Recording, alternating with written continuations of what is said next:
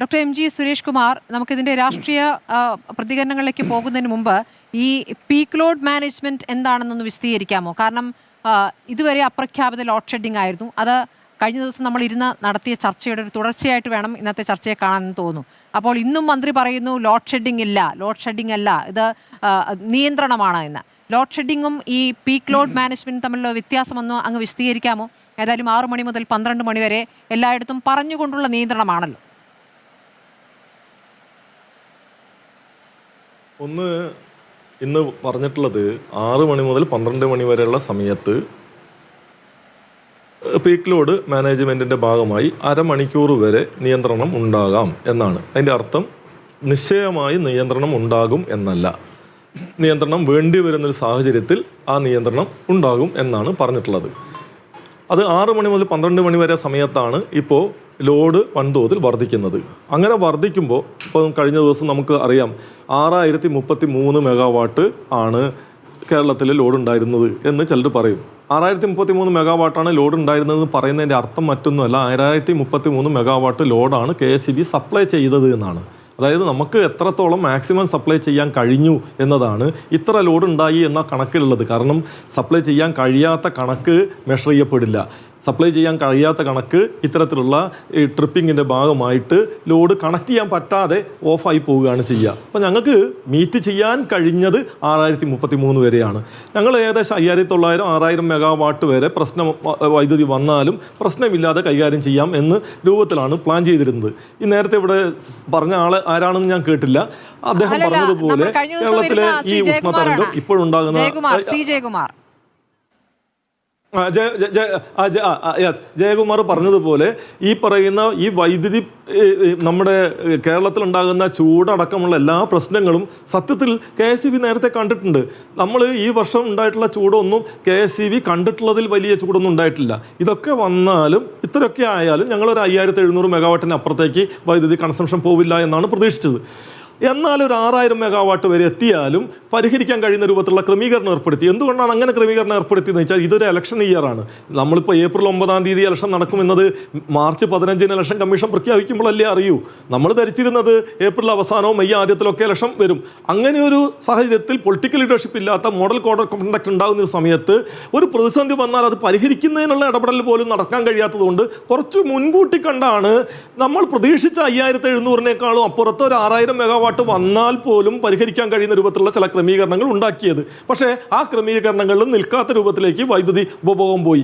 ഞാൻ നേരത്തെ പല ചാനലുകളും ചൂണ്ടിക്കാണിച്ചതുപോലെ ഇത് യഥാർത്ഥത്തിൽ പശ്ചിമേഷ്യൻ യുദ്ധത്തിൻ്റെ ഭാഗമായി ഉണ്ടായ ഒരു 500 മെഗാവാട്ടോളം ലോഡ് ഇൻഡക്ഷൻ കുക്കർ എന്ന രൂപത്തിൽ തന്നെ കേരളത്തിലെ ഗ്രിഡിൽ അധികമായി വന്നു ചേർന്നതിൻ്റെ ഭാഗമായിട്ടാണ് യഥാർത്ഥത്തിൽ ഈ പ്രതിസന്ധിയിലേക്ക് ഞങ്ങൾ എത്തിയത് എന്നാണ് ഞങ്ങൾ മനസ്സിലാക്കുന്നത്. ഇപ്പോൾ അത് ഇത്തരത്തിലൊരു പ്രതിസന്ധിയിലേക്ക് പോകുമെന്ന് മനസ്സിലാക്കിയിട്ടാണ് ഏപ്രിൽ 8-ാം തീയതി പുതിയ വൈദ്യുതി വാങ്ങുന്നതിനുള്ള അനുമതി തരണം എന്ന് പറഞ്ഞ് റെഗുലേറ്ററി കമ്മീഷനെ സമീപിച്ചത്. റെഗുലേറ്ററി കമ്മീഷൻ പക്ഷേ അത് തീരുമാനമെടുക്കാൻ വൈകി. കുറച്ചുകൂടി നേരത്തെ തീരുമാനം എടുത്തിരുന്നുവെങ്കിൽ ചിലപ്പം കുറച്ച് വൈദ്യുതി കിട്ടാനുള്ളൊരു സാധ്യത ഉണ്ടായിരുന്നു. ഇപ്പം ആ സാധ്യത പോലും, കാരണം രാജ്യത്തെമ്പാടും എല്ലായിടത്തും ഈ പ്രശ്നമാണ്. ഇപ്പോൾ പഞ്ചാബിൽ 8 മണിക്കൂർ 9 മണിക്കൂറാണ് എല്ലാ നഗരങ്ങളിലും ലോഡ് ഷെഡിങ് നടത്തിക്കൊണ്ടിരിക്കുന്നത്.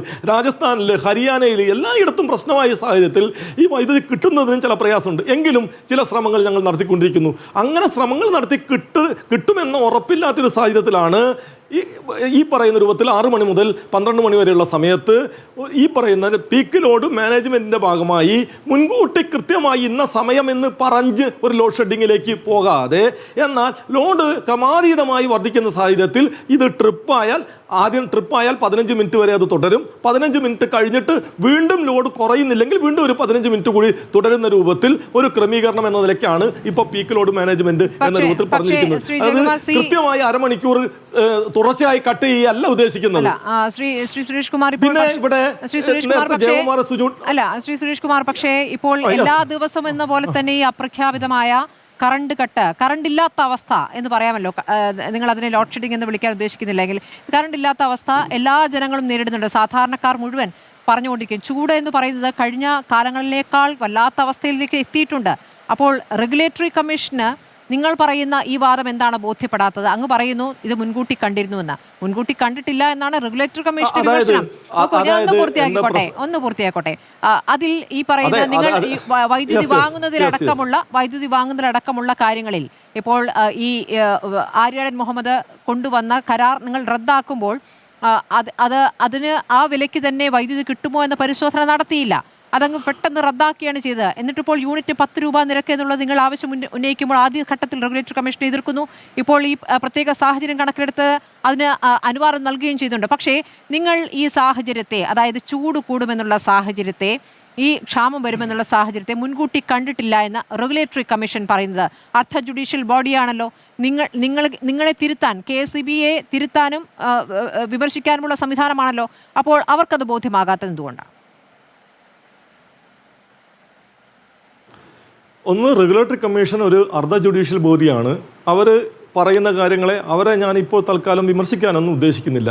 പക്ഷേ റെഗുലേറ്ററി കമ്മീഷൻ കഴിഞ്ഞ കുറേ കാലമായി സ്വീകരിച്ചു വരുന്ന സമീപനങ്ങൾ കേരളത്തിൻ്റെ വൈദ്യുതി താല്പര്യങ്ങൾക്ക് നിരക്കുന്നതാണോ എന്ന് സ്മൃതിയും കൂടി ഒന്ന് പരിശോധിച്ചു പോവുക.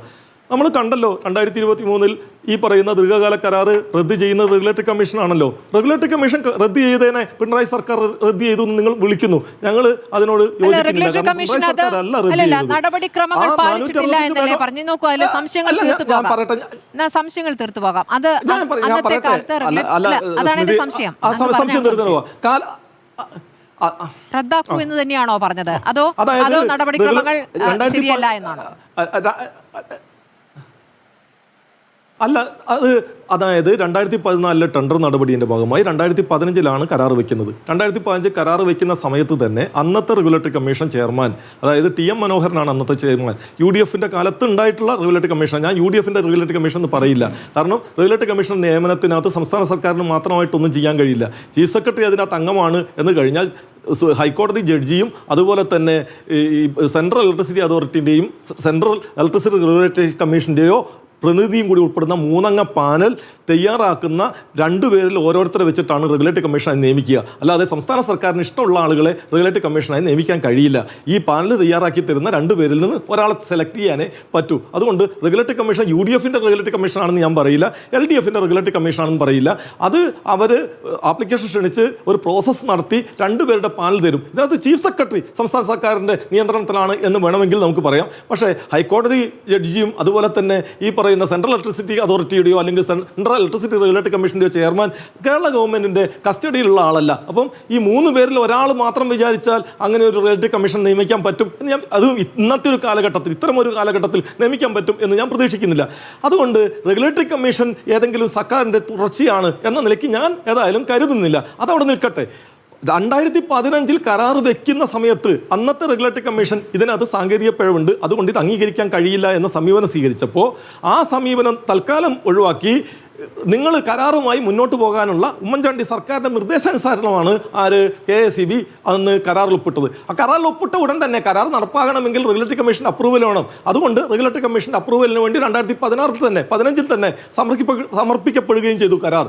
അന്ന് ആ കമ്മീഷൻ മാറ്റിവെച്ച് നടപടിക്രമങ്ങൾ പൂർത്തിയാക്കി 2023 അത് റദ്ദ് ചെയ്യുകയാണ് ചെയ്തത്.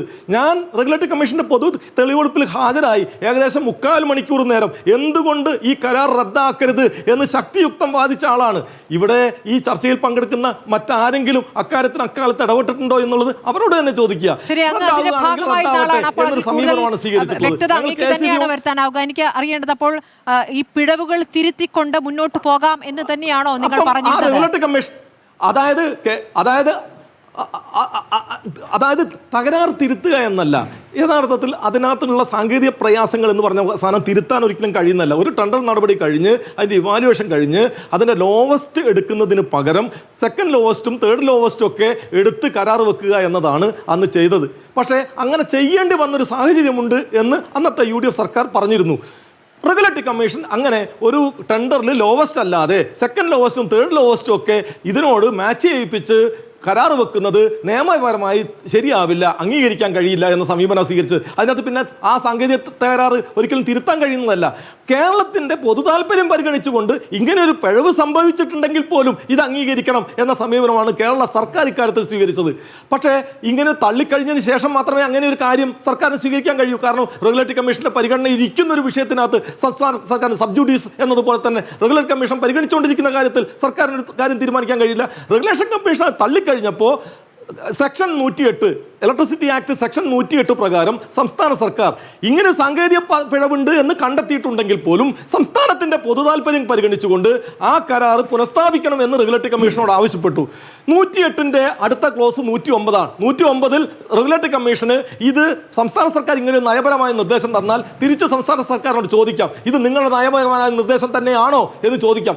ആണ് എന്ന് തിരിച്ചു വീണ്ടും പറഞ്ഞാൽ അത് നടപ്പാക്കാൻ റെഗുലേറ്ററി കമ്മീഷൻ ബാധ്യസ്ഥമാണ് എന്നതുകൊണ്ട് ഞങ്ങൾ ഇത് ബാധ്യസ്ഥമായിരിക്കുന്നു, അതുകൊണ്ട് ഇത് പുനഃസ്ഥാപിക്കുന്നു എന്നതാണ് അവർ അതിനുശേഷം ഉത്തരവിട്ടത്. പക്ഷേ അപ്പലേറ്റ് ട്രിബ്യൂണലിൽ കമ്പനികൾ പോയപ്പോ സംസ്ഥാന സർക്കാർ ഇങ്ങനെ നിർബന്ധിച്ചത് കൊണ്ട് മാത്രമാണ്, മെറിറ്റ് ഇല്ലാത്തത് കൊണ്ട് മാത്രമാണ് ഈ സാധനം പുനഃസ്ഥാപിച്ചത്. തുക മാറിയില്ലേ? 4 രൂപ 29 പൈസ എന്നുള്ളത് രൂപയ്ക്ക് കിട്ടിയില്ലല്ലോ. പോയി 4 രൂപ 29 പൈസയോ അല്ലെങ്കിൽ അതൊന്നും അല്ല ഇതിനകത്ത് ഘടകം. കാരണം 4 രൂപ 29 പൈസയ്ക്ക് കിട്ടുന്നു എന്നതുകൊണ്ട് ഇപ്പം നമ്മൾ 10 രൂപ കൊടുക്കുന്നതുകൊണ്ട് നഷ്ടം ഉണ്ടാകുന്നു എന്ന വ്യാഖ്യാനം സത്യത്തിൽ ശരിയല്ല.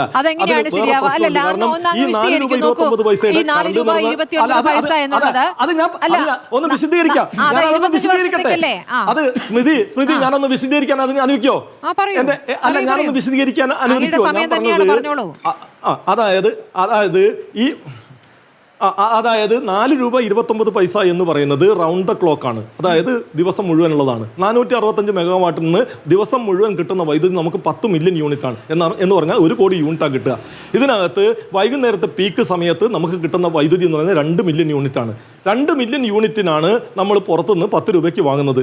അല്ലാത്ത സമയത്ത് പുറത്ത് നിന്ന് 1.5 രൂപയ്ക്കും 2 രൂപയ്ക്കും 3 രൂപയ്ക്കും ഒക്കെ വൈദ്യുതി കിട്ടാനുണ്ട് ഇന്ത്യയിൽ. സോളാർ ടൈമിൽ ഈ വൈദ്യുതി വില ഇന്ത്യൻ മാർക്കറ്റിൽ ഏകദേശം 1.5 രൂപ മാത്രമായിട്ടും കുറയുന്നുണ്ട്.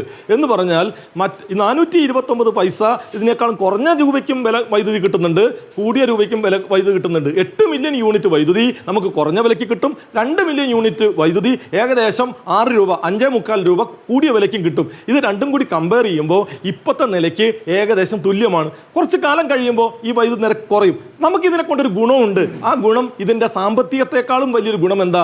465 മെഗാവാട്ട് വൈദ്യുതി നമുക്ക് നമ്മുടെ കയ്യിലുണ്ട് എന്ന് പറയുന്നൊരു ഫ്ലെക്സിബിലിറ്റി ഉണ്ട്. നമ്മൾ ഈ വൾണറബിൾ മാർക്കറ്റിൽ പോയി വിലപേശി വാങ്ങാൻ ശ്രമിക്കുന്നതിന് നമുക്കൊരു ചെറിയ സുരക്ഷ കിട്ടും. അതാണ് ആ കരാറിൻ്റെ ഏറ്റവും സവിശേഷത. 10-25 വർഷത്തേക്ക് നമുക്ക് തുടർച്ചയായി വൈദ്യുതി കിട്ടുന്നതിന് ഉറപ്പുള്ള ഒരു കരാർ കയ്യിലുണ്ട് എന്നതിനപ്പുറത്ത് ഇത് കൃത്യമായി നമുക്ക് ഓരോ കാലത്തെയും വൈദ്യുതി വരെ എങ്ങനെയാ മുന്നോട്ട് പോകുക എന്നതൊന്നും ഇപ്പം പ്രവചിക്കാൻ കഴിയില്ല. ടെക്നോളജി തന്നെ മാറിക്കൊണ്ടിരിക്കുകയാണ്. 5 വർഷം കൊണ്ട് നമ്മുടെ സാങ്കേതിക വിദ്യ തന്നെ മാറും. അങ്ങ് പെട്ടെന്ന് 2026 എത്തിയത് കൊണ്ടാണ് ഈ പറഞ്ഞ 2015 ഈ കരാർ റദ്ദാക്കിയ ശേഷം പിന്നെ അടുത്ത കൂടിയ തുകയ്ക്കാണല്ലോ വാങ്ങിയത്. അതാണ് ഞാൻ ചോദിച്ചത്. 2015 അല്ല, അവിടെ ഞാൻ പറഞ്ഞത് 2023 കരാർ റദ്ദാക്കിയതിന് ശേഷം ഞങ്ങൾ അത് അസസ് ചെയ്തിട്ടുണ്ട്. കരാർ റദ്ദാക്കിയതിന് ശേഷം ഏറെക്കുറെ ആ കരാറിന് തുല്യമായ റേറ്റിലോ അതിൽ കുറഞ്ഞ റേറ്റിലോ വൈദ്യുതി അറേഞ്ച് ചെയ്ത് തന്നെയാണ് 2026 വരെ ഈ 3 വർഷവും പോയിട്ടുള്ളത്. തയ്യാറാക്കിയിട്ടുണ്ട്. ദീർഘകാല കരാറല്ല, ദീർഘകാല കരാറല്ല. ഈ കരാർ റദ്ദാക്കരുത് എന്ന് തന്നെയാണ്. നല്ലത്. നമ്മൾ യോജിക്കുന്ന കാര്യം. അപ്പോൾ ഞാൻ വിയോജിപ്പിക്കുന്ന കാര്യം ചോദിക്കട്ടെ. നോക്കൂ, നമുക്ക്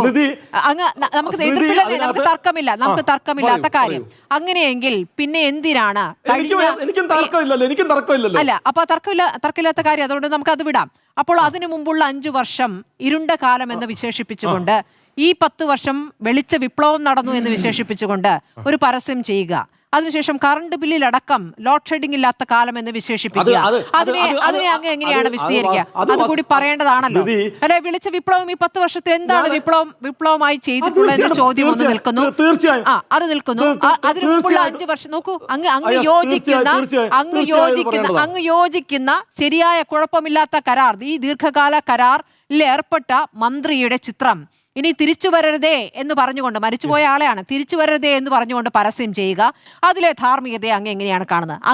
അങ്ങ് യോജിക്കുന്ന UDF കാലത്ത് തുടങ്ങിയ അങ്ങ് യോജിക്കുന്ന കരാർ അല്ലേ, ആ കരാറിനെ വിമർശിച്ചുകൊണ്ട് അഴിമതിയാണ് നടന്നത് എന്ന് വിശേഷിപ്പിച്ചുകൊണ്ട് ഇപ്പോൾ ജീവനോടെ ഇല്ലാത്ത വ്യക്തിയെ ചിത്രം എടുത്തുകൊണ്ട് പരസ്യം ചെയ്തുകൊണ്ട് ഇനി തിരിച്ചു വരരുതേ ആ ഇരുണ്ട കാലം എന്ന രൂപത്തിൽ ആളുകളുടെ ചിത്രം എടുത്ത് കാണിച്ചുകൊണ്ട്, നേതാക്കളുടെ ചിത്രം എടുത്തു, മുൻ മന്ത്രിമാരുടെ ചിത്രം എടുത്ത് കാണിച്ചുകൊണ്ട് കാണിക്കുന്ന പരസ്യത്തെ ധാർമ്മികമായി എങ്ങനെ വിശദീകരിക്കാനാവും? ബാക്കിയെല്ലാം മനസ്സിലാവുമെന്നേ, ഈ പ്രതിസന്ധി എല്ലാം മനസ്സിലാകും, പക്ഷെ ഇതിനെ എങ്ങനെ വിശേഷിപ്പിക്കും? അല്ല സ്മൃതി, ഞാൻ പറയട്ടെ. അതായത് ഈ ദീർഘകാല കരാറിൽ അഴിമതിയാണ്, അതുകൊണ്ട് തിരിച്ചു വരരുത് എന്നല്ല LDF പറഞ്ഞിട്ടുള്ളത്. LDF പറഞ്ഞിട്ടുള്ളത് എന്താ? LDF പറഞ്ഞിട്ടുള്ളതിന് ഒരു ചരിത്രമുണ്ട്. 1995 കേരളത്തിൽ ഏറ്റവും കൂടുതൽ പവർ കട്ട് ഉണ്ടായിരുന്നത്. 100% പവർ കട്ടായിരുന്നു. 100% പവർ കട്ട് എന്ന് പറഞ്ഞു കഴിഞ്ഞാൽ വ്യവസായ സ്ഥാപനങ്ങൾ വൈദ്യുതി ഉപയോഗിക്കരുതെന്ന. ലോഡ് ഷെഡിങ്ങും പവർ കട്ടും രണ്ടാണ്, അതൊന്നല്ല. വൈദ്യുതി ഉപയോഗിക്കരുത് ശതമാനക്കണക്കിലാണ് പവർ കട്ട് പറയുക. 3.5 മണിക്കൂർ ലോഡ് ഷെഡിങ്ങും ഉണ്ടായിരുന്നു.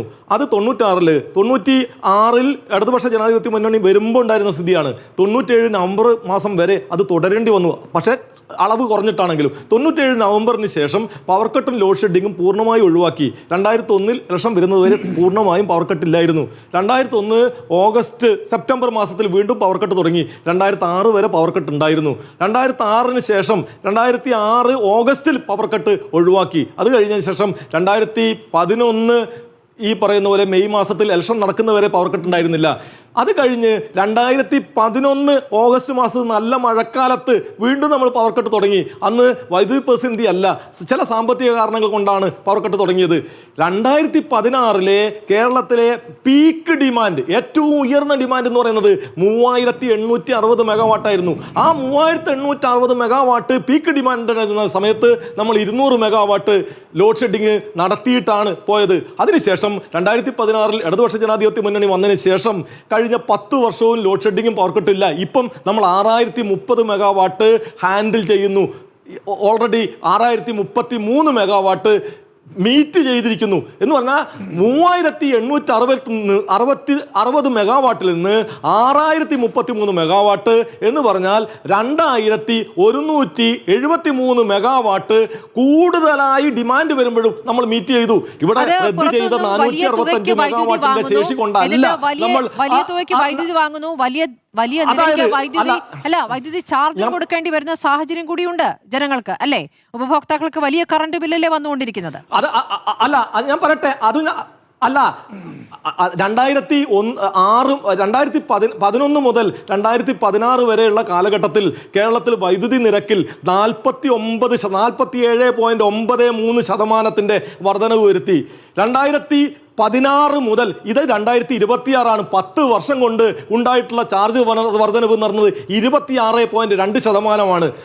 ആർക്ക് വേണമെങ്കിലും ഈ കണക്ക് മുഴുവൻ റെഗുലേറ്ററി കമ്മീഷന്റെ സൈറ്റിൽ നിന്ന് കിട്ടും. അതായത് 10 വർഷം കൊണ്ട് 26% ചാർജ് വർധനവ്. നിങ്ങൾ പറഞ്ഞ് അധിക വിലയ്ക്ക് വൈദ്യുതി വാങ്ങിയിട്ടാണ് ഇത് നടത്തിയത്.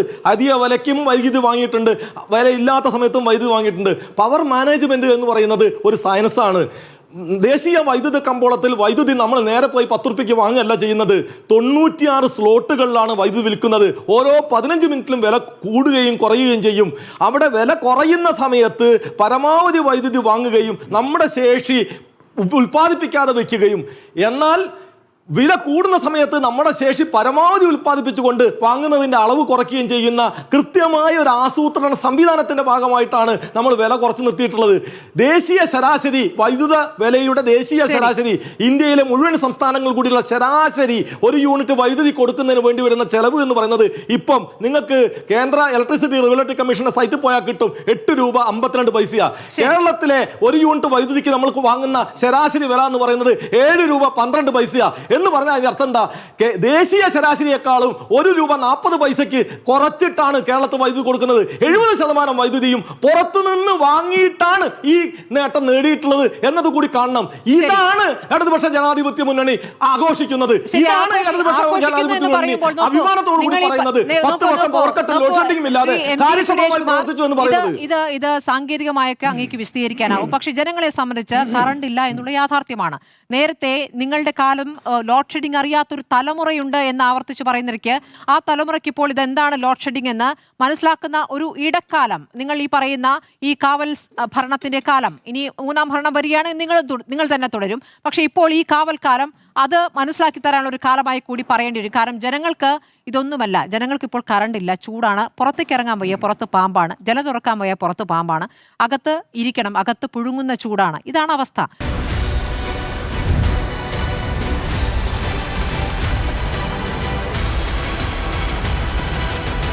Debate with Smriti Parathikkad.